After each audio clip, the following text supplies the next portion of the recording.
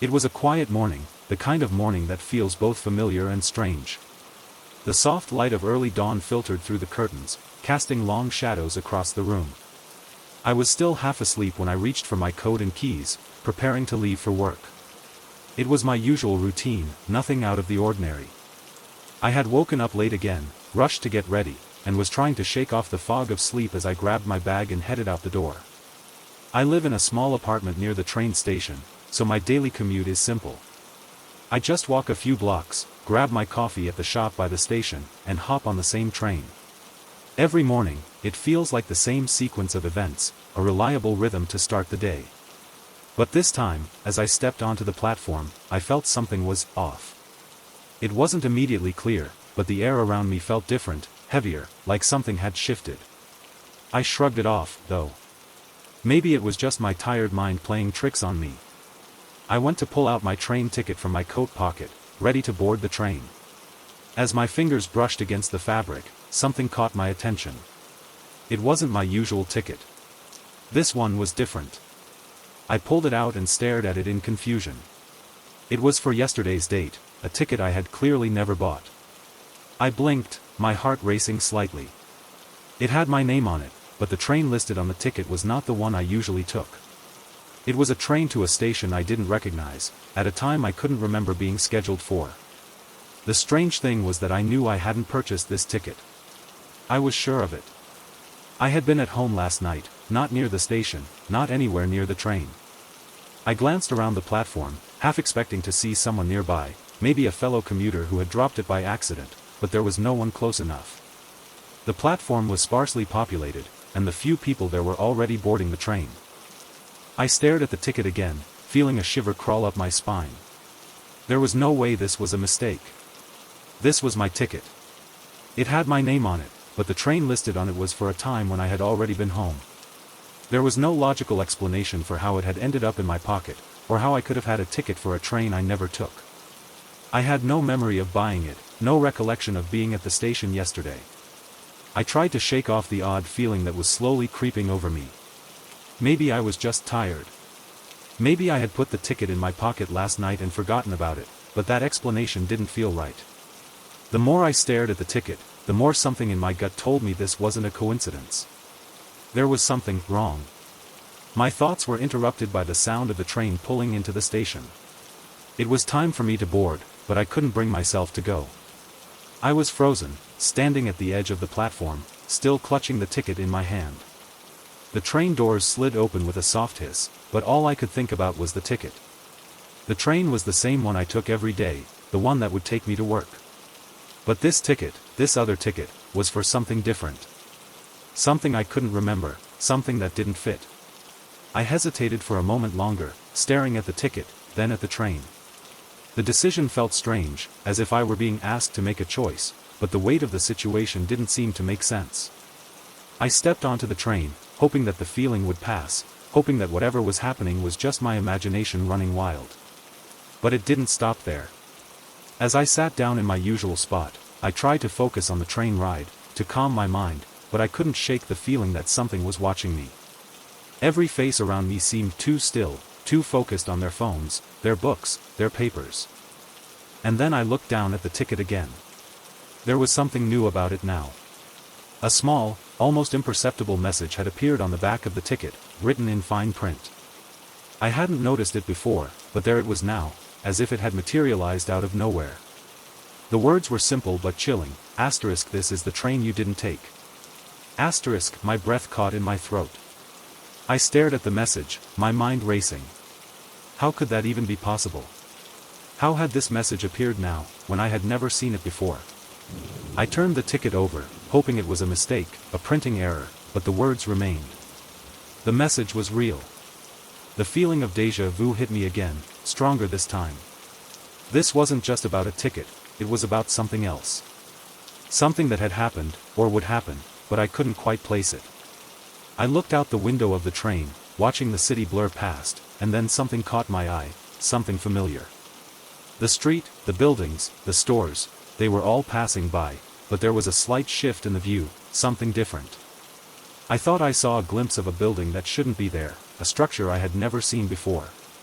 It was like the train wasn't taking me to work anymore. It was taking me somewhere else. I glanced down at the ticket once more, my mind racing. The name of the station on the ticket wasn't the one I was supposed to go to. This was the wrong station. The wrong train. I hadn't taken it, I hadn't been here before. I was somewhere else, somewhere I didn't belong. The ticket had somehow led me down a path I hadn't expected. I didn't know where it would take me, but in that moment, I knew one thing for sure: I was on the wrong train, and I was going to a place I had never meant to go. It was a Thursday evening, the kind where the light lingers a little too long, painting the city in a soft orange hue, and the world seems to move just a bit slower. I had just finished up my errands and was walking home, the city feeling oddly peaceful for once. The streets were busy, of course, but there was a calmness in the air that made everything feel somehow detached, like I was seeing the world through a soft lens. I took the same route I always did, the one that passed by the old bookstore, the quiet cafe on the corner, and the park with the fountain I never paid much attention to. Nothing out of the ordinary, just the usual, comforting flow of the evening. But then, as I walked past the intersection up ahead, something made me stop.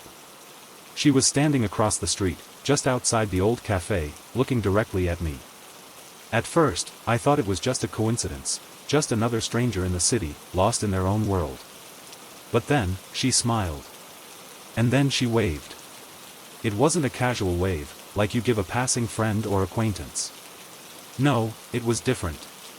It was purposeful, deliberate, like she knew me, like she was waiting for me to notice her. I froze for a moment, uncertain, not sure if I had ever seen her before. But the longer I looked at her, the more certain I became that I had never met her. She had short brown hair, a soft, knowing smile on her face, and she wore a simple red scarf that fluttered in the evening breeze. Nothing extraordinary about her appearance, but there was something familiar about her presence. Something that made me feel like I should know her. I raised my hand instinctively to wave back, still unsure of who she was, but something about the scene made my heart skip a beat. The people around her, dozens of people, walking by, lost in their own worlds, were completely still. Frozen. Not just pausing in place for a moment, but suspended, as if time had come to a sudden stop. The woman on the other side of the street was the only thing that moved. She smiled wider as I stared at her, and that smile felt both welcoming and unsettling. The people around her, the ones I could see, were frozen in mid-step, their expressions locked in the exact moments of whatever they had been doing before. A couple of pedestrians had their heads turned toward the street, a child was holding a balloon, an elderly man was bent down as if tying his shoe, all of them still, trapped in time, as if they didn't belong to this moment. I looked around in confusion, my heart pounding now. There was no sound, just the soft rush of my own breath.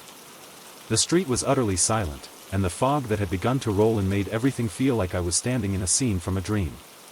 I wanted to call out, to ask the woman what was going on, but I couldn't. My body felt frozen too, like I was stuck in some kind of strange limbo, unable to move. The woman's gaze never left me. She was still smiling, and the longer I looked at her, the more I felt a strange pull toward her, as if I had no choice but to cross the street and walk toward her, to be drawn into whatever was happening. But I didn't want to.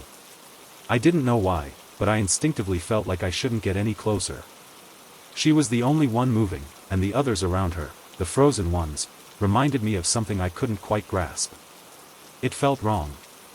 I took a step back, my pulse quickening. I wanted to run, but I couldn't tear my gaze away from her. She was still waving, the gesture almost too deliberate now, and I realized I was no longer seeing the street in front of me. My eyes were locked on her, on that smile that didn't feel quite right. It was too knowing. Too calm. A small breeze stirred the air, and for a fraction of a second, one of the frozen people blinked. It wasn't a movement I could fully explain, but it was enough to make my heart skip. And then, just like that, the scene shifted. The woman stopped waving, her smile slowly fading into something almost sad, like she had been waiting for me to do something, but I hadn't. Without warning, she turned and walked into the cafe, vanishing inside without a sound. The people around her, still frozen in place, didn't move. The street was as silent as before. I didn't stay long after that. The strangeness of the situation, the unnatural stillness, weighed heavily on me. I didn't understand what had just happened. I didn't understand her, or why the world around her had come to a standstill. As I walked away, I couldn't shake the feeling that I had missed something, that I had been part of something larger than I could comprehend.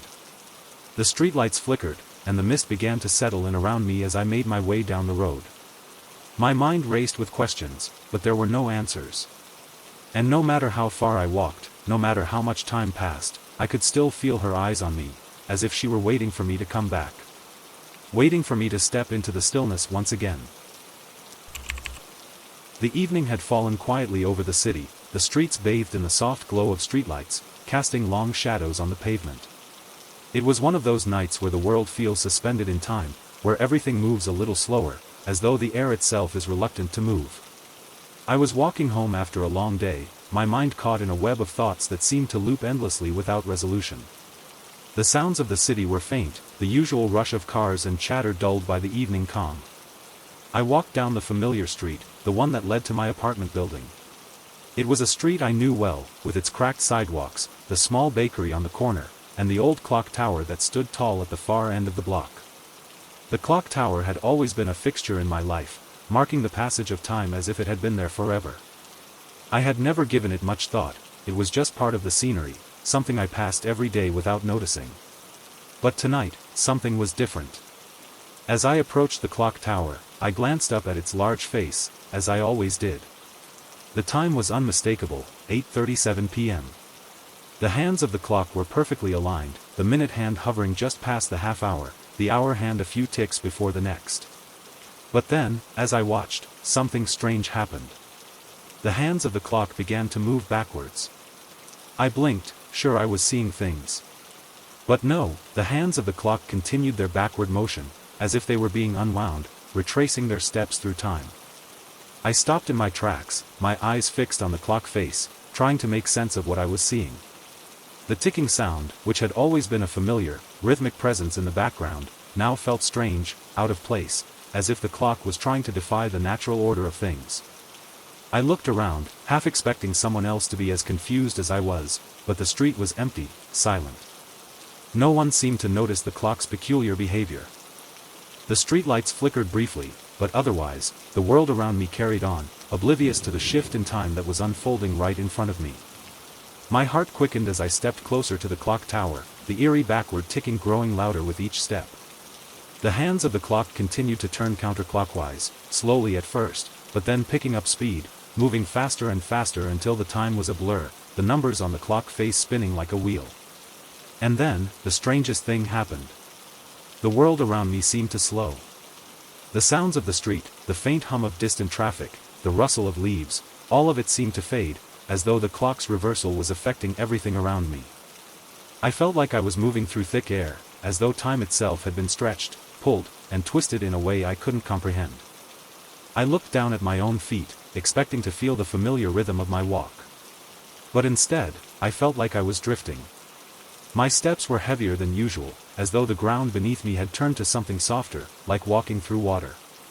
And yet, despite the world seeming to slow down, I was still moving forward, my feet carrying me closer to the clock tower, closer to the distorted reality I found myself in. The clock hands continued to spin backward, faster now, until I couldn't make sense of the time anymore. It was as if the very fabric of time had unraveled, the past and future blending together in a chaotic swirl.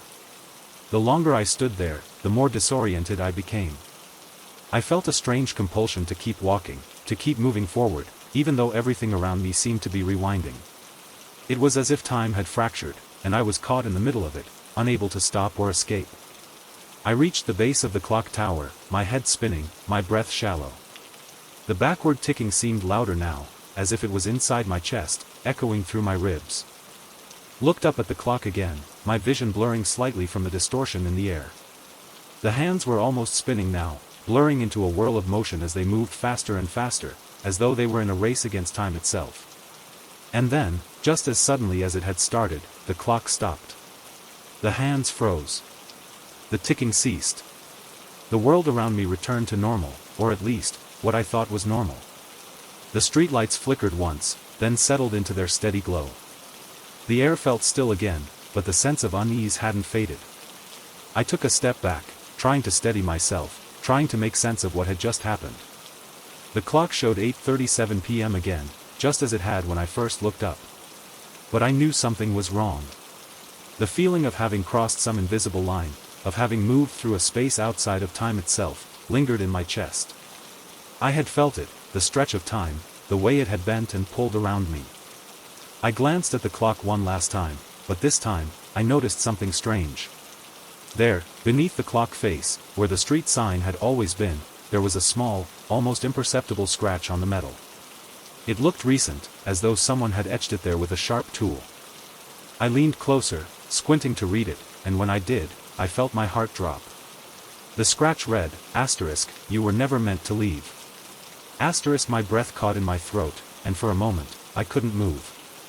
The world felt too heavy, too thick with the weight of something unexplainable.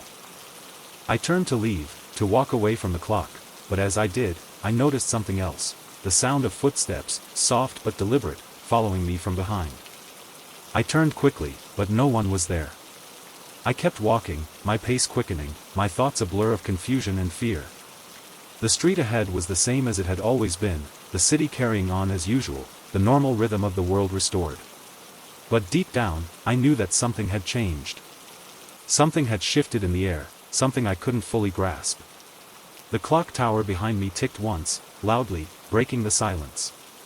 And though the world had returned to normal, I couldn't shake the feeling that I had just stepped through something I wasn't meant to understand. It was an ordinary morning, the kind where everything seemed to fall into place without much effort. I woke up, made my coffee, went through the usual routine of getting dressed, checking emails, and preparing for the day. The world outside my window was quiet, the light filtering through the blinds in soft rays, casting gentle shadows across the room. It felt peaceful, almost too peaceful for a Tuesday. I moved to the bathroom to finish getting ready, brushing my teeth while my reflection stared back at me in the mirror. The usual morning grogginess was lifting as I worked through the motions, my mind already thinking about the day ahead, the meetings, the errands, the usual rush of things that seemed so normal, so predictable. But then, as I looked up from the sink, I noticed something strange. My reflection wasn't moving. I froze for a moment, my toothbrush still in my hand, as I stared at the glass. I was certain I hadn't been holding still, but there I was, my reflection, just standing there, unmoving, as though frozen in place. I blinked, trying to process what I was seeing. The rest of the room was perfectly lit, the soft hum of the outside world barely audible through the bathroom window, but inside the mirror, everything was still. I shifted slightly, and my reflection did not. I moved my arm to touch my face, and the figure in the mirror remained stiff, frozen in its stance. I looked at myself, puzzled, wondering if I was seeing things, but no, there it was. I was moving, but it was not. A sudden chill crept over me, a prickling sensation at the back of my neck. The silence in the room seemed to deepen, the hum of the outside world growing more distant, as though I had entered a space apart from everything else. The reflection of myself, familiar, comforting, now felt wrong. Too still, too controlled, like a version of me that wasn't quite real. I stepped closer to the mirror, my breath quickening. I reached out, expecting my reflection to mirror the movement. But as I touched the glass, it remained unchanged. It didn't blink. It didn't move a single muscle. It was just there, locked in a moment I had never chosen to pause. I pulled my hand back quickly, my pulse quickening in my chest. I felt the weight of the air around me, as if the room had grown heavier, thicker. I wasn't sure if I should run, scream, or simply stand there and wait for it to pass. My mind raced through a dozen explanations. Maybe it was a trick of the light, some optical illusion, but it didn't feel like that. It felt like I was being watched, and not by myself. With trembling hands, I stepped back, but my reflection didn't. It stayed exactly where it was, frozen, unmoving. My own image, once comforting, now felt like a stranger. I turned to leave, my footsteps quick on the floor, but as I stepped out of the bathroom, I hesitated, suddenly unsure if I could leave it behind. The mirror, the frozen reflection, could it follow me? Could it do something?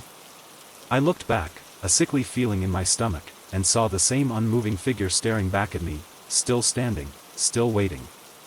I breathed out slowly, trying to shake off the discomfort, but it clung to me, the unsettling feeling growing with each passing second.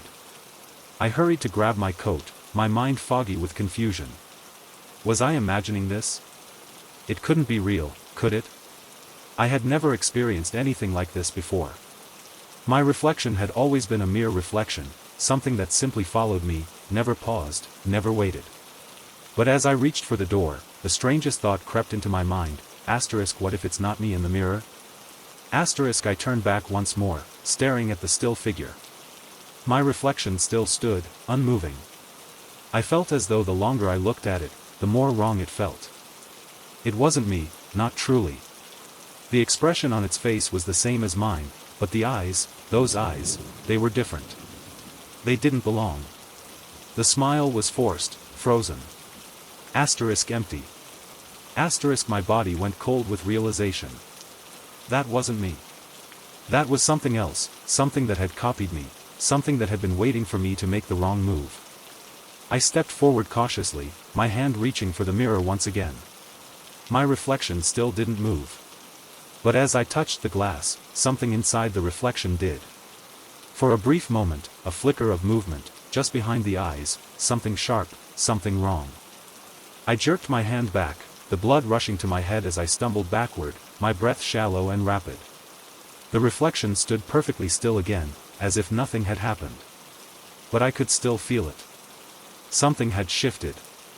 I turned away from the mirror and left the bathroom, my mind spiraling into a quiet panic. I couldn't explain it. I couldn't understand what had just happened, but something was there, something that wasn't just in the mirror. Something that was following me. For the rest of the day, I tried to forget about it, to push it to the back of my mind, but the feeling of being watched stayed with me. It lingered in the corners of my vision, in the back of my mind, never fully leaving. I couldn't shake the memory of the frozen reflection, the other me standing still, waiting, as if it were waiting for me to slip up, to make the wrong move. And that night, as I lay in bed, trying to drift into sleep, I heard it. A soft whisper, just at the edge of my hearing. The faintest echo of a voice, calling my name from the bathroom. I could feel my heart race in my chest as I lay perfectly still, staring into the dark. It wasn't my voice. It wasn't my voice at all. And in the quiet of the night, the reflection in the bathroom waited. Waiting for me to look again. It was a cold Friday evening, the kind where the city felt like it was winding down, preparing for the weekend. The streets were still busy, but there was a quiet buzz in the air, a sense of anticipation, a promise of freedom after a long week. I had been running errands all day, trying to get everything done before the weekend, and now, as the sun began to set, I was looking for a place to unwind. I turned the corner and spotted the little cafe I frequented, a cozy spot with mismatched chairs, the warm scent of coffee filling the air, and the sound of soft jazz playing in the background. It was a place where time seemed to slow down, where you could sit for hours and let your thoughts wander. It had become a regular refuge for me, especially on days like this, when I felt like I needed a moment to breathe. I pushed open the door and stepped inside, the warmth immediately wrapping around me. The usual comfort of the cafe greeted me, the low hum of quiet conversation, the clinking of cups, and the soft rustle of newspaper pages turning. The barista behind the counter smiled at me as I walked to the back, and I noticed that there were a few empty tables, which was unusual for this time of day. I chose my usual seat by the window, the one that overlooked the street. The view was calming, and I liked the way the dimming light filtered through the glass, casting a golden glow across the table. I was lost in the moment, breathing in the familiar scent of freshly brewed coffee, when I saw her. She walked in quietly, her presence somehow slipping past the usual bustle. She was wearing a long, dark coat, her hair tucked under a hat, her posture slightly hunched as if she were trying to avoid attention. She paused just inside the door, looking around, as if unsure of where to go. I didn't think much of it at first. She was just another customer, another face in the sea of people who passed through the cafe. But as I glanced up again, I noticed something strange. I knew her. I couldn't place from where, but there was a familiarity to her. The way she moved, the way she seemed to be searching for something. It felt like I had seen her before, seen her in another time, another place. And that feeling only grew stronger as she took a step toward the counter. I watched her walk past, the soft swish of her coat brushing the floor as she moved. But before she could reach the counter, something odd happened. The waiter behind the counter, a young man I'd seen there countless times, looked up from his work, his expression changing from neutral to something resembling surprise. He froze, his hand still holding a coffee mug as he stared at her. She didn't seem to notice, or if she did, she didn't react. She continued to approach the counter, her step steady, but then the waiter spoke. "Sorry, miss," he said, his voice polite but firm. "You've never been here before." I blinked, not sure I had heard him right. She paused, a slight frown tugging at the corner of her mouth, as if the words hadn't quite processed. "I'm sorry," she asked, her voice soft, almost inaudible over the low buzz of conversation. The waiter's gaze was fixed on her, his expression unreadable. He put the mug down, wiping his hands on a cloth before speaking again. "You've never been here before," he repeated, more emphatically this time. "I'm sure of it." There was an awkward pause. The woman's lips parted slightly, her face faltering for just a moment, as if she had expected something different, something more familiar. She glanced around the cafe, as if searching for an explanation, but the place seemed unchanged, everything was as it always was. I sat there, feeling strangely caught in the middle of this interaction. The woman didn't seem to know how to respond, her eyes flicking from the waiter to the customers in the cafe, none of whom seemed to notice anything unusual. It was as though the world had just tilted a little, just enough to make me feel off balance. "I've been here before," she said quietly, though there was no confidence in her voice. She looked directly at the waiter, her eyes wide, almost pleading for him to recognize her, to believe her. But the waiter shook his head, his expression unchanging. "No, you haven't," he said. "I remember everyone who comes in here. I've been working here for 2 years. You've never been here." A silence fell over the cafe. The woman stood still for a moment, caught between confusion and disbelief. I could see the tension building in her posture, the way her shoulders tensed as if she were fighting to keep calm. I could see the flicker of recognition in her eyes, but there was no way to explain it. She had been here before. I was sure of it, too. Something in the way she moved, the way she held herself, spoke of familiarity. She belonged here. But the waiter wasn't backing down. He looked at her with a mixture of politeness and uncertainty, and then he spoke again, in a quieter voice. "Would you like to sit down? We can get you a coffee, but I'm afraid you'll have to leave if you're not a customer here." The woman didn't respond immediately. She simply turned, as though the weight of the conversation had drained the last of her resolve. She walked toward the door without saying another word, her figure slowly disappearing into the fog outside. I sat there for a moment, unsure of what had just transpired. The cafe had returned to normal, the hum of quiet conversations resuming as if nothing had happened.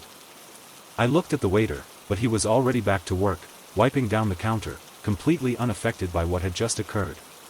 It was as though the strange interaction had never taken place. I couldn't shake the feeling that I had witnessed something important, something that defied the natural order of things. The woman's presence, her sudden disappearance, it all felt like a distortion of reality, as though I had glimpsed something hidden beneath the surface of the ordinary world. I stood up and walked out of the cafe, my mind still spinning, trying to make sense of the woman who had walked in and then left without a trace, the sense of recognition that had lingered in the air, and the strange words of the waiter, who seemed so certain that she had never been there before. I glanced back toward the door as I stepped into the street, but the fog had thickened, and there was no sign of her. No sign of anything unusual, just the same quiet city street stretching out before me, the world as it always was. And yet, as I walked away, I couldn't shake the feeling that I had just stepped out of a dream, or perhaps stumbled into a place where time didn't flow quite as it should. It had been a long day at work, one of those days where everything felt a bit off. The meetings were tedious, the emails endless, and by the time I finally finished, I was exhausted. I had stayed late, hoping to catch up on a few things, but the clock had betrayed me, and now I was left with the last task of the day, getting home. I walked through the building's dimly lit hallways, my footsteps echoing in the empty space, the quiet buzz of fluorescent lights humming above me. The elevator was just ahead, its metal doors gleaming faintly in the low light. I'd taken the elevator countless times, but tonight it felt different somehow, like I was more aware of the small details, the soft whir of the motor, the faint metallic scent of the air, the way the floors lit up as the numbers ticked by. I stepped into the elevator, pressing the button for the ground floor as I did every evening. The doors slid closed with a soft chime, and the elevator began its slow descent, the familiar creak and hum of the machinery filling the air. I leaned against the wall, my eyes closing for a moment as I tried to shake off the fatigue. The ride was short, just a few floors down, and I would be out in no time, heading toward the comfort of my apartment and the quiet of the night. But something felt off. The elevator stopped with a soft jolt. I opened my eyes, expecting to see the ground floor doors open, but instead, the display above the door read Floor 8. I frowned, glancing at the buttons. I hadn't pressed the button for the 8th floor. I had pressed the ground floor button, there was no mistake. I even double-checked, my finger brushing the G button again, just to be sure. But the display remained stubbornly fixed on Floor 8. I stared at the numbers, confused. Had I accidentally pressed the wrong button? But no, my finger had never moved from the G button. The elevator had definitely started its descent. I glanced at the doors, waiting for them to open, but nothing happened. The elevator remained silent, still, as if waiting for something. After what felt like an eternity, the elevator dinged, and the doors finally opened, but instead of the ground floor, I was greeted with the hallway of the 8th floor. I stood there, frozen for a moment, my mind trying to process what had just happened. This was impossible. I had pressed the ground floor button. I hadn't taken the elevator to the 8th floor. It didn't make sense. I hesitated, my hand still hovering near the door button, unsure of what to do. I had been in this building for months, and the 8th floor was not where I was supposed to be. I didn't even know what was on this floor, beyond the vague memory of it being mostly unused offices and storage rooms. The elevator doors remained open, the soft light from the hallway spilling in, casting long shadows along the floor. I took a step forward, half expecting someone to walk by or call out, but the hallway was eerily empty. The fluorescent lights flickered slightly above, and the air felt colder, more sterile than it should have been. I stepped out of the elevator, my footsteps echoing down the empty hallway. The whole floor was silent, almost too quiet. The walls were lined with closed doors, each one indistinguishable from the next, some with signs that had long faded away. It looked abandoned, unused, like a place that had been forgotten. I glanced around, wondering if I was somehow missing something. I had never come up to this floor before, and yet, everything felt too familiar. There was something about the hallway, something about the way the dim light hit the walls, that struck me as unnervingly normal. It was as if I had walked through this hallway 100 times before and should have been used to it by now. I shook my head, trying to make sense of the situation, but the more I thought about it, the more wrong it felt. The elevator had taken me here without any warning.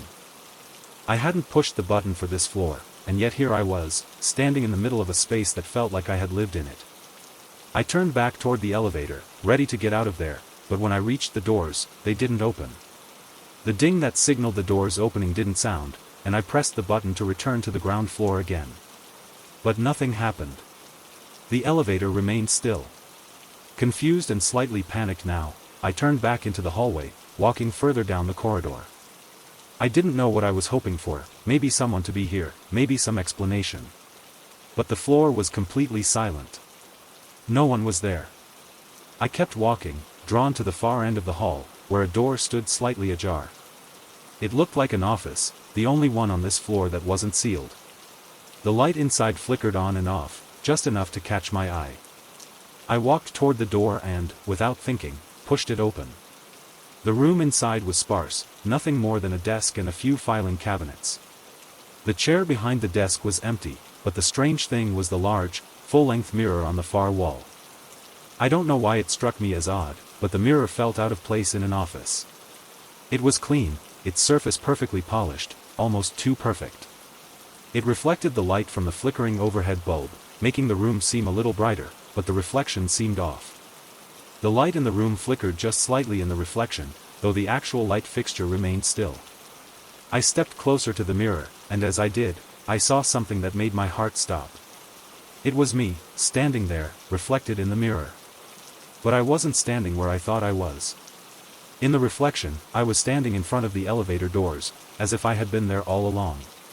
But I knew, I had walked further down the hallway. I wasn't anywhere near the elevator anymore. My stomach churned as I stared at the reflection. I looked at myself in the mirror, feeling the weight of the moment press in on me. And then, just as I started to move, the figure in the reflection, the reflection of me paused. It stayed still. The reflection did not move with me. I felt my body freeze in place as the reflection remained, staring back at me, unmoving, while I stood before the mirror. I stepped back, my breath shallow, my heart pounding. This wasn't possible. It didn't make sense. How could it be me, but not me? I turned away from the mirror, and the reflection didn't change. It was still, locked in place as I moved farther away. I rushed back down the hallway, my feet moving faster now, desperate to leave this floor. But no matter how fast I moved, it felt like the world around me was shifting. The walls seemed to narrow, the hallway stretching out endlessly, and I was still standing in that exact spot, trapped between time and place, with no way to escape. Finally, I reached the elevator again, and this time, when I pressed the button to go down, the doors opened. I stepped inside, my heart racing, and the elevator began its descent, just as it always did. The ding came, and the doors slid open. I was back on the ground floor. But as I walked out of the building, I couldn't shake the feeling that something had followed me. The strange stillness of the 8th floor, the way the elevator had taken me to a place I hadn't chosen, lingered like a shadow in the back of my mind. And every time I passed a reflective surface after that night, I couldn't help but glance at it, half expecting to see myself standing there, waiting. It started out like any other evening. The sky was a dull shade of gray, and the air held that cool bite of autumn. I had just finished dinner at a local restaurant, the kind that serves hearty meals with no pretensions, and now I was walking home, feeling the weight of the day begin to settle in. The streets were familiar, the usual route, just a simple stroll through the neighborhood, with the occasional pause to watch the last of the evening's light fade over the horizon. The city around me was quiet, save for the occasional car passing by and the rustling of leaves in the breeze. The buildings were worn, familiar, all of them lined up like old friends. It was the kind of walk where you don't think too hard about where you're going, just letting your feet carry you. My mind wandered, replaying snippets of conversations from earlier in the day, a dull hum of thoughts that didn't quite form into anything important. But then, I started to notice something. The streets, the buildings, they were subtly different. At first, I thought it was just a trick of the light, the fading sunset casting strange shadows on the familiar sidewalks. But as I walked, I couldn't ignore it. The streets I'd walked down countless times before weren't quite the same. The old brick building on the corner, which had always been a faded gray, now seemed to have a newer, sharper edge to it. The windows that had been cracked the last time I'd passed were now intact, gleaming in the dim light. I stopped walking for a moment, looking around. The sidewalk beneath my feet had changed too, it was smoother, more even than it had been just the day before. The faded green mailbox near the corner, one that had always looked out of place, was gone. Instead, there was a new one, bright blue and sleek, as if it had only just been installed. I shook my head, brushing off the unease creeping up my spine. It was probably nothing. My mind was just playing tricks on me, tired from the day, seeing things where they weren't. I took another step forward, trying to ignore the odd feeling settling over me, but it was impossible. It wasn't just the mailbox. The streetlights, which had always been a bit flickering, were now all working perfectly. The shops, normally a bit run down, now looked freshly painted, their windows sparkling in the dim light. Even the street signs had changed, they looked new, with their bold, clean lettering, unlike the old, weathered ones that used to line the streets. I walked a little faster now, trying to make sense of it. I passed the park on my left, the one with the cracked benches and the rusty swing set. But when I looked over, it was gone. The park wasn't there. Instead, there was a modern plaza with sleek, shiny sculptures and manicured trees, completely foreign to me. It was too clean, too new, and the contrast between this pristine plaza and the memory of the rundown park made my chest tighten.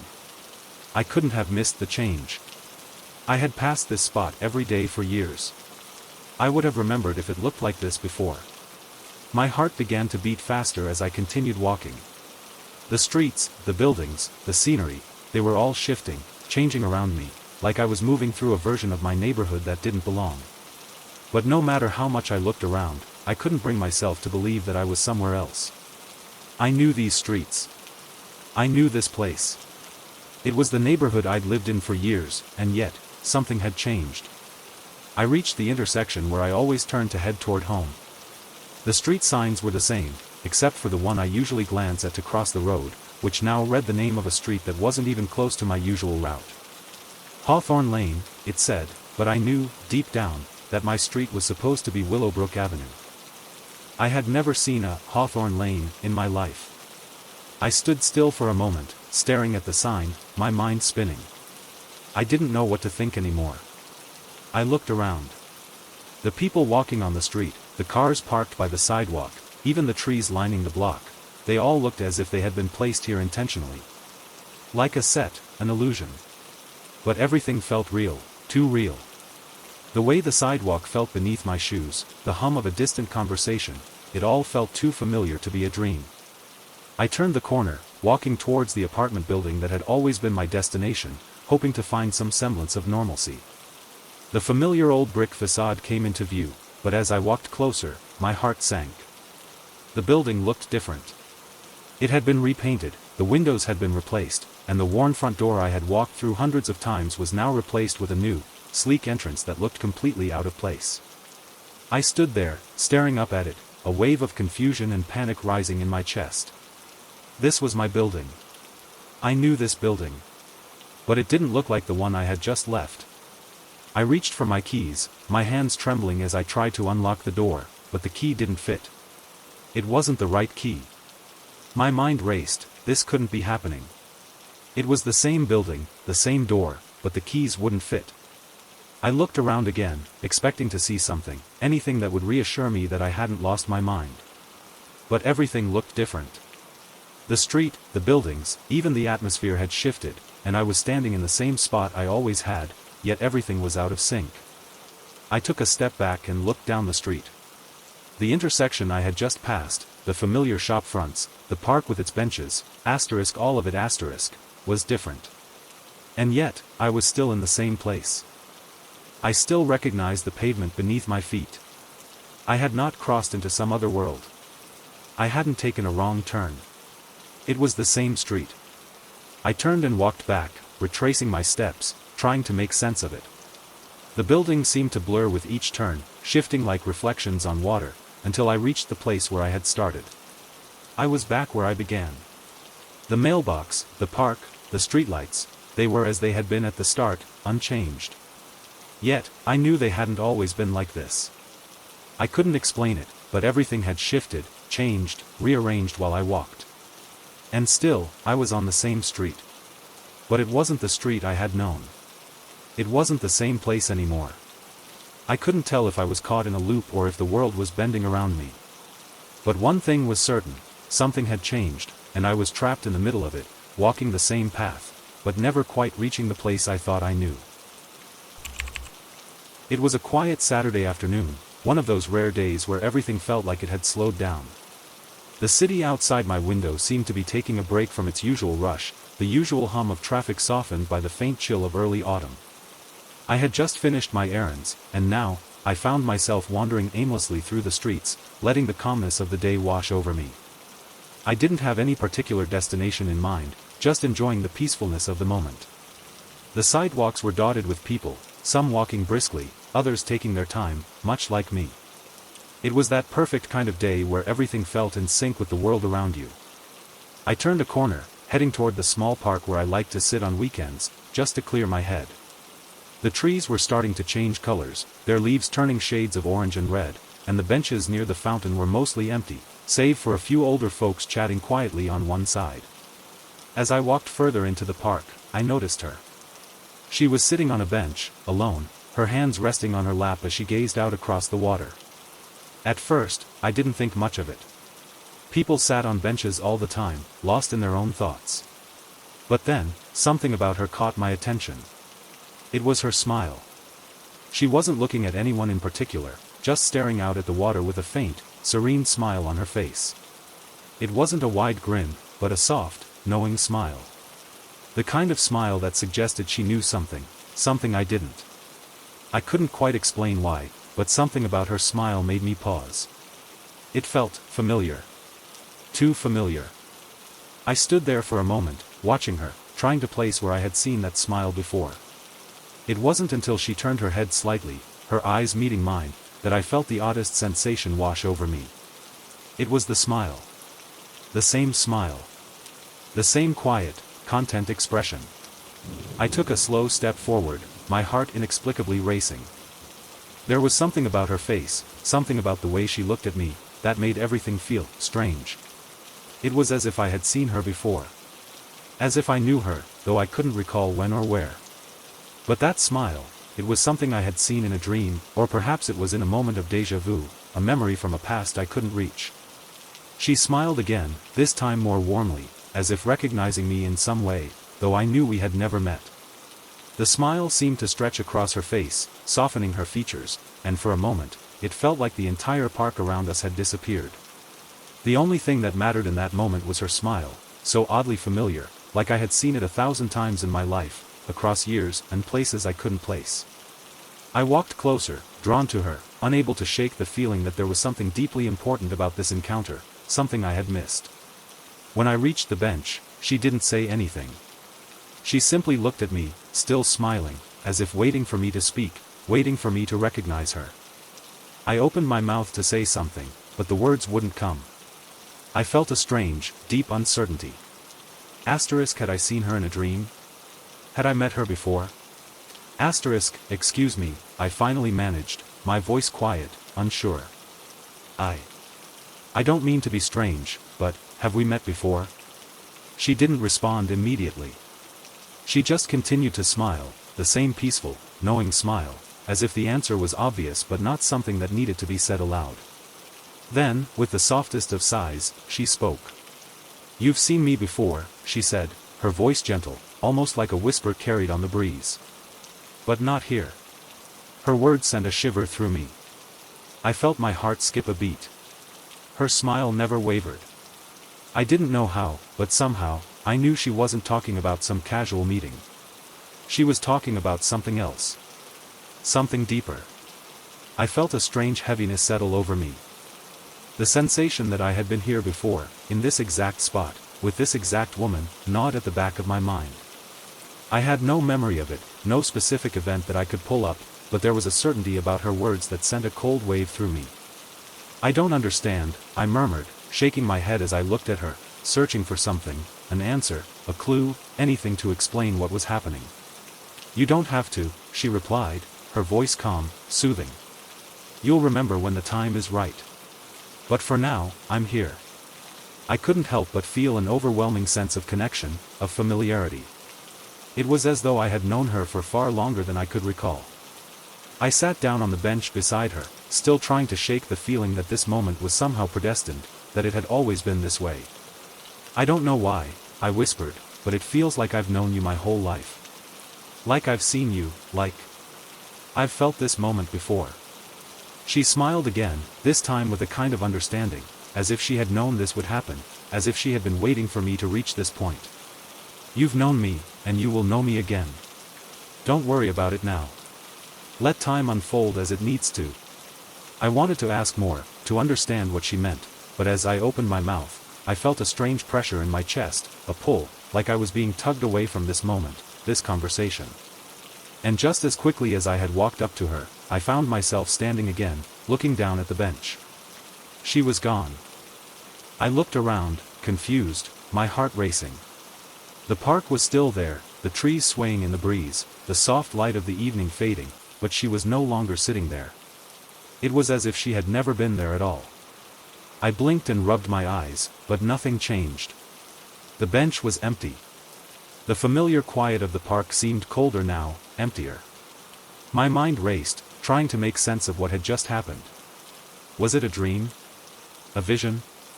I stood there for a long time, watching the park, the streets, the people walking by, all of them passing through the same place I had just been. But something had shifted. I could still feel the warmth of her smile on my face, lingering like a memory I couldn't quite place. I turned and walked away, but deep down, I knew, somehow, I would see her again. I had already seen her smile before. And one day, I would remember why. It was one of those gray afternoons where the city felt like it was holding its breath, just waiting for something to happen. The clouds hung low in the sky, heavy and pregnant with rain.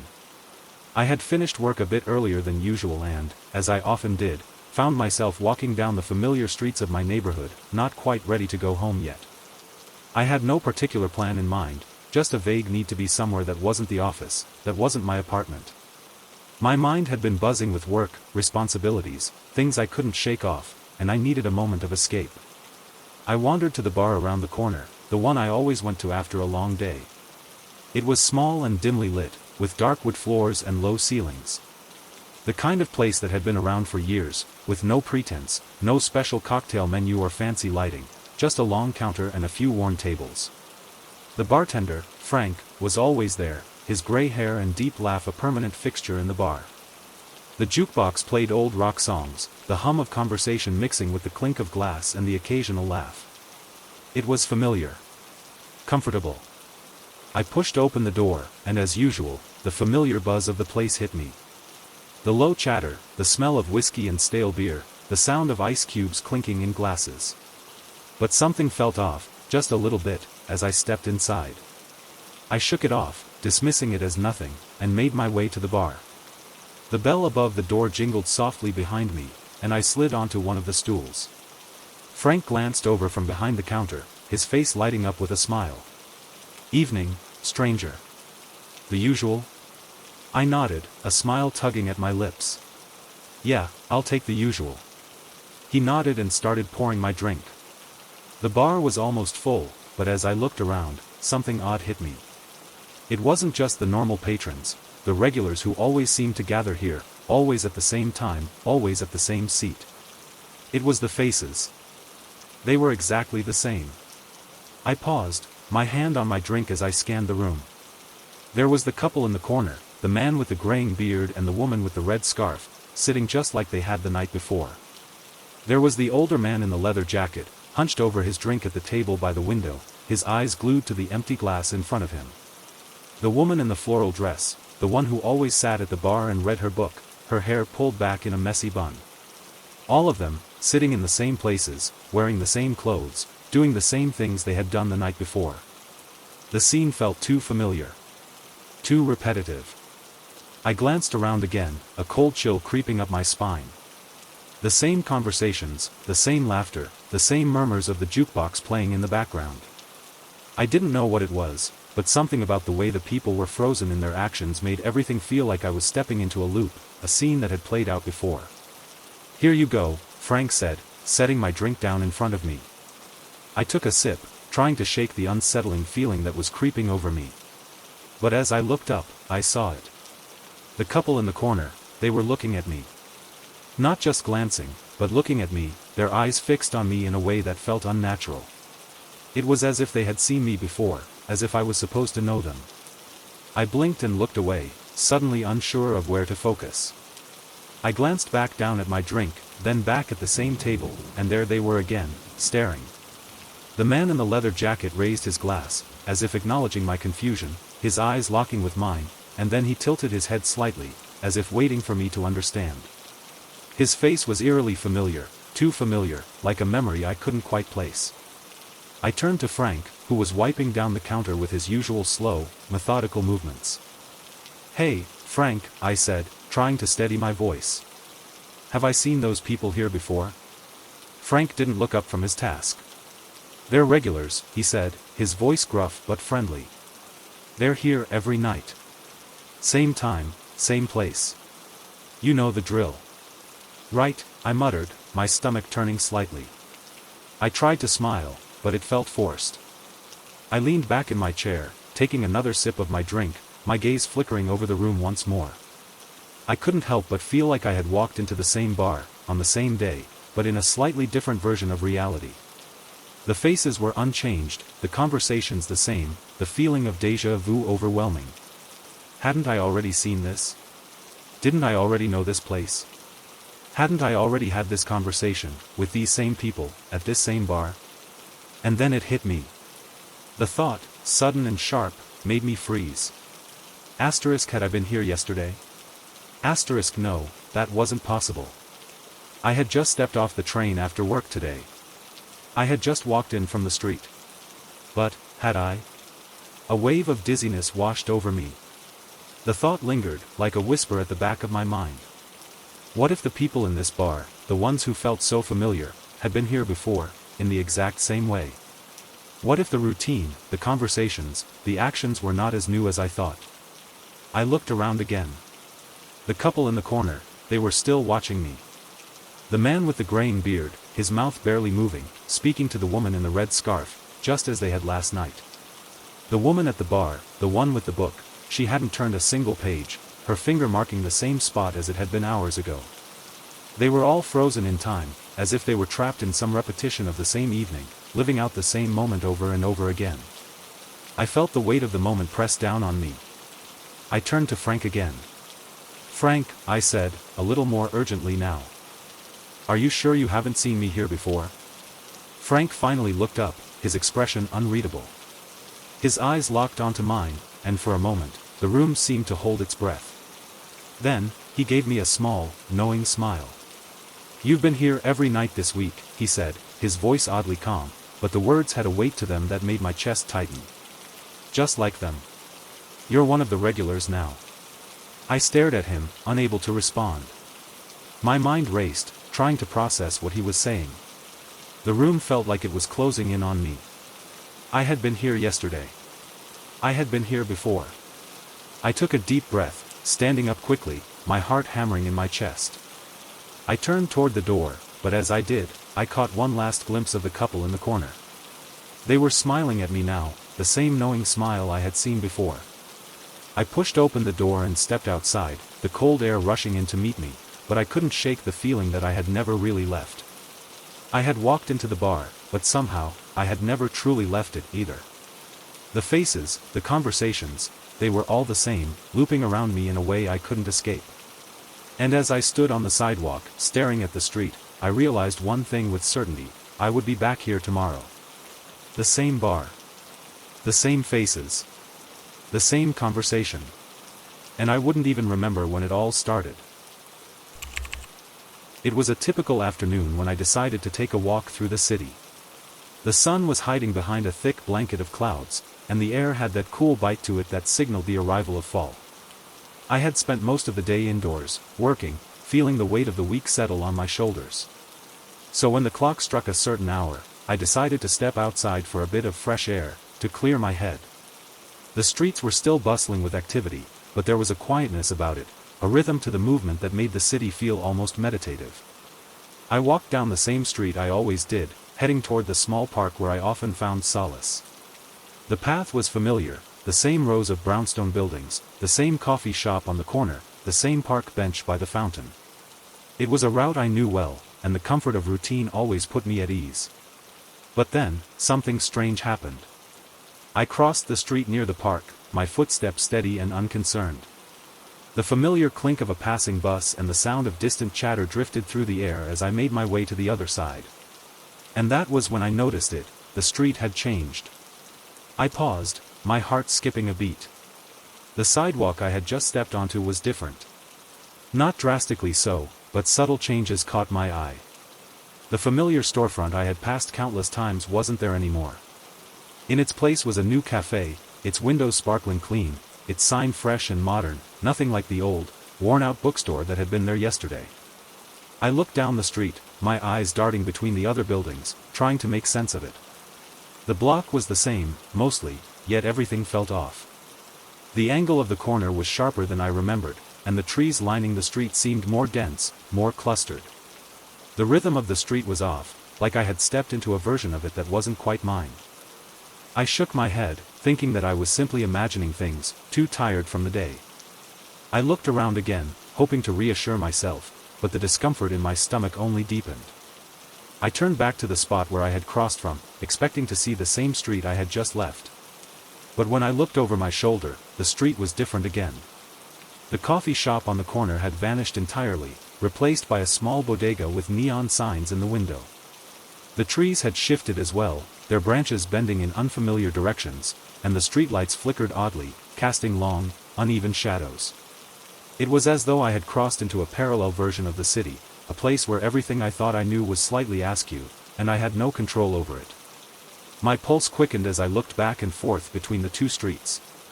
I felt as though I was caught in a loop, like I was experiencing some kind of glitch in the fabric of the world itself. But the people around me didn't seem to notice. They walked past, going about their day as if nothing was wrong. The sounds of the city continued, unchanged. I stepped back onto the sidewalk, not sure what to do. I looked down the street again, feeling the disorientation bubble up in my chest. But when I turned away for just a moment, just a second, everything shifted once more. I didn't even have to turn around. I felt it before I saw it. The buildings on the opposite side of the street had changed once again. The small bookstore was back, but now there was a new sign above it, something I didn't recognize, and the bodega from just a moment ago had disappeared. The street was entirely different now, but I hadn't moved. I took a deep breath, trying to steady myself. What was happening? Was I losing my mind? Had I crossed into some version of the city that didn't follow the rules I knew? My body was moving, but the world around me was slipping, warping, changing in a way that didn't make sense. I crossed back over the street, unsure of what else to do. As I reached the sidewalk on the other side, I looked over my shoulder again, with the hope that things would be normal this time. But the street had changed again. It was the same as it had been when I first stepped out of the park, and yet it wasn't. The corner store that I had passed only moments before was back to its original form, the old, familiar bookstore standing proud against the gray sky.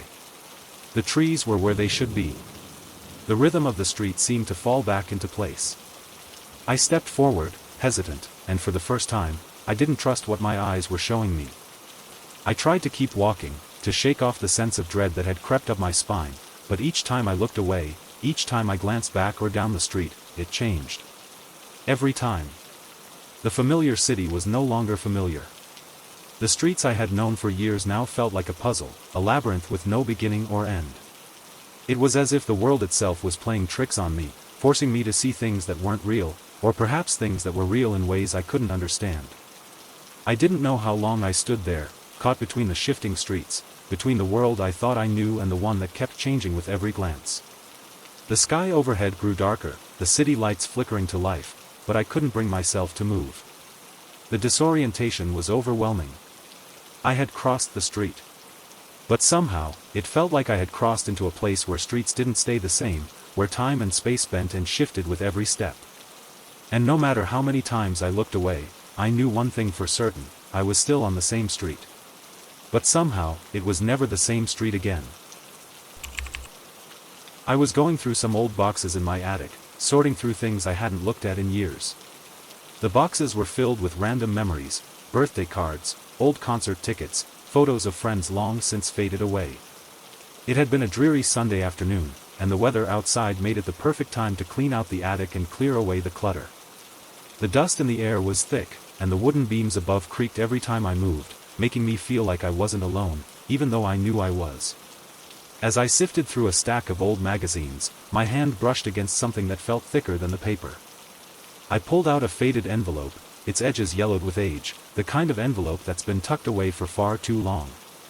There was no label on it, just the faint outline of what had once been writing on the front, now barely legible. I opened it slowly, almost reluctantly, as if I was about to uncover something I wasn't sure I wanted to see. Inside, there was a photograph. At first glance, it seemed like any other old photo. A snapshot of my younger self, standing in front of a house, smiling as though I was caught in a moment of happiness. I squinted at the photo, trying to place the context, but something about it felt wrong. I didn't recognize the house. It was an old, two-story place with a faded red door and a small garden. The kind of house you might see in an old neighborhood, but I had no memory of ever being there. I turned the photo over, half expecting to see a date or a name written on the back, something to jog my memory, but there was nothing.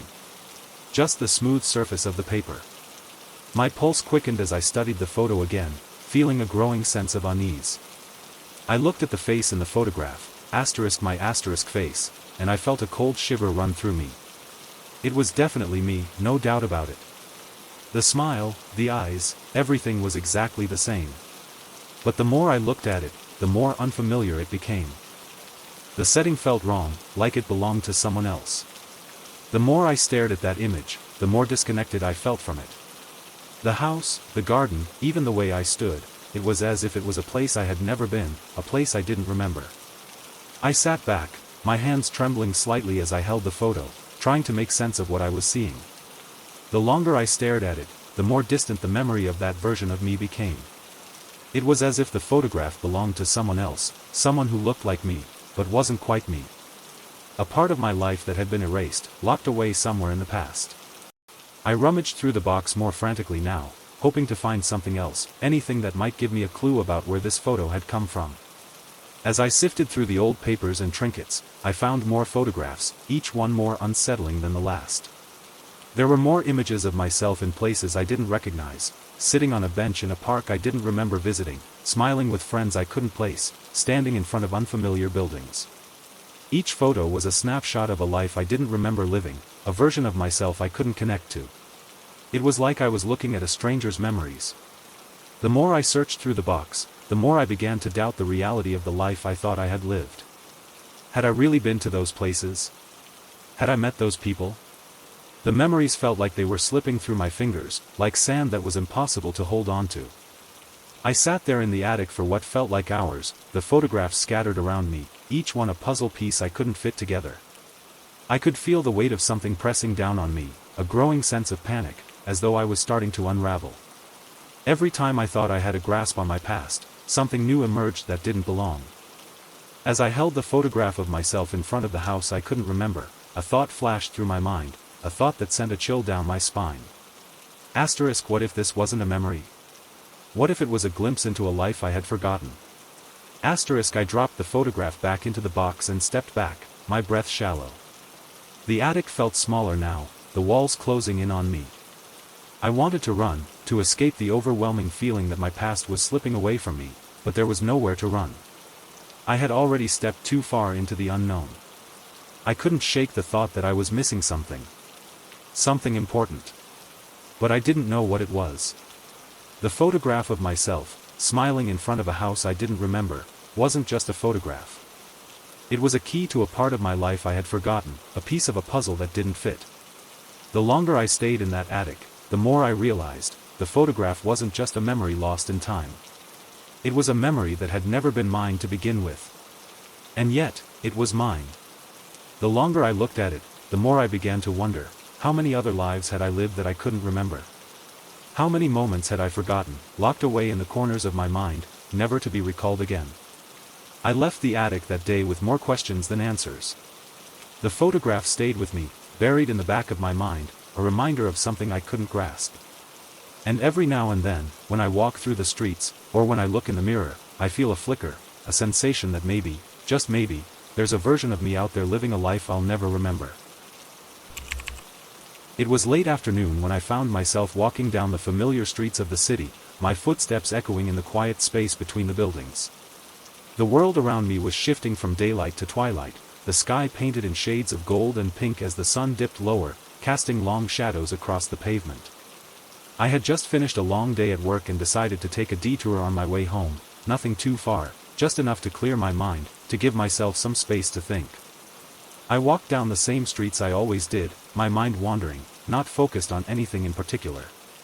The noise of the city had begun to fade, the usual bustle of traffic and pedestrians settling into a more subdued rhythm as people prepared for the evening. I passed the usual shops and cafes, the familiar faces, the same old streetlights flickering to life. But something felt different today.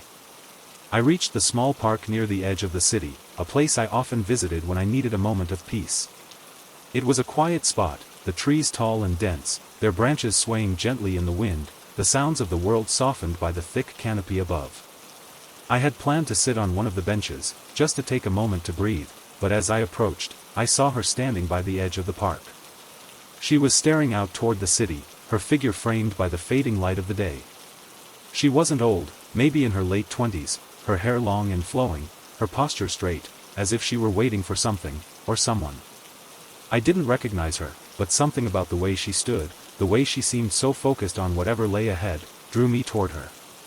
I slowed my pace as I approached, unsure if I should interrupt her moment. But then she turned her head, as if she had sensed my presence. She didn't smile, but her eyes were soft, almost inviting, as if she knew exactly why I was there. "You're looking for something," she said, her voice calm and steady. I blinked, taken aback. I hadn't said anything, hadn't made any noise to attract attention, yet she had spoken to me as if she already knew what was on my mind. "What do you mean?" I asked, trying to mask the unease that began to settle in my chest.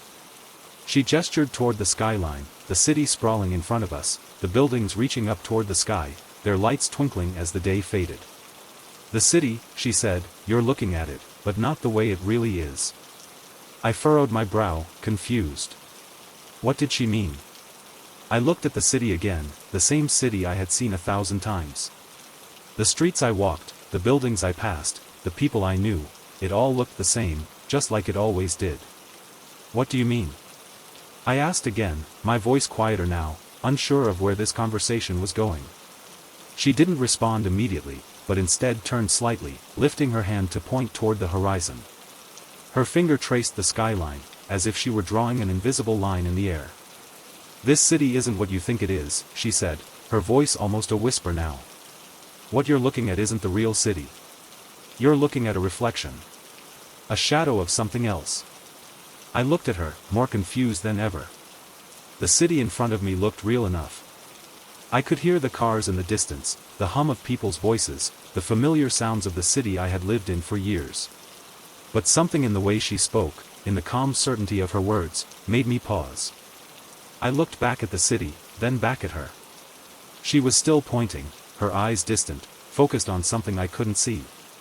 I followed her gaze, trying to see what she saw, but all I could see was the same skyline, the same familiar streets. "I don't understand," I said, my voice filled with frustration now. "This is the city. This is my city." She smiled, but it wasn't a reassuring smile. It was a smile of understanding, like she knew something I didn't. "You think you know it, but you don't," she said softly. "You're looking at the city from the wrong angle. The truth is hidden. You've been looking the wrong way your entire life." I felt a shiver run through me, a sense of unease settling in the pit of my stomach. I didn't understand what she was saying, or what she meant, but the more I stood there, the more I felt like I was seeing the city for the first time, really seeing it, as if I had been walking around with my eyes closed all along. She let her hand fall back to her side, her gaze never leaving the city. "The city you think you know," she continued, "is only a shadow. The real city is out there, hidden, waiting for you to see it. But it's not something you can find on your own. You need someone to show you. You need to look at it the right way." I didn't know what to say. The city in front of me seemed so ordinary, so familiar. It was the same place I had always lived. But now, with her words echoing in my mind, it suddenly felt distant. Unreachable. Like there was something I was missing, something just beyond my understanding. I glanced back at her, wanting to ask more questions, but she was already turning away, as if she had said everything she needed to say. "The city is different for everyone," she added softly, her voice trailing off as she started walking away, fading into the growing shadows of the park. I watched her walk into the distance, her figure becoming smaller, blending into the twilight. I stood there for a long moment, the weight of her words hanging in the air, the city before me now feeling different, like a veil had been lifted, and for the first time, I was seeing it for what it truly was. I shook my head, unsure of what to make of it. I looked back at the skyline once more, trying to see what she had seen. But it still looked the same. The streets were still the same, the buildings still stood tall, the lights still flickered in the distance. And yet, something had changed inside me. I couldn't explain it, but as I walked away from the park, heading back down the familiar streets, I felt like I had stepped into a world I didn't fully understand. The city I had known all my life was still here, but now it felt different. Like it was hiding something from me, something that was just out of reach. I couldn't shake the feeling that there was more to it, more to this city, than I had ever realized. Maybe she was right. Maybe I had been looking the wrong way all along. And maybe, just maybe, there was a part of the city I would never truly see unless I looked at it from a different perspective.